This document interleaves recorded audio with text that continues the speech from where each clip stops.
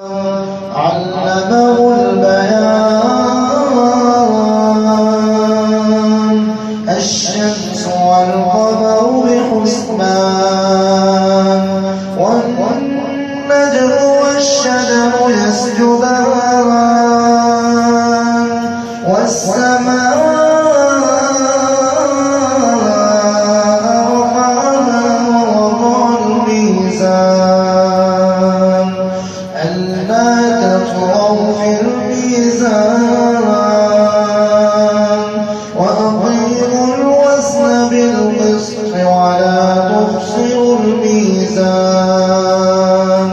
والأرض وضعها للأنام فيها فاكهة والنخل ذات الأكمام والحب ذو العصف والريحان فبأي آلاء ربكما تكذبان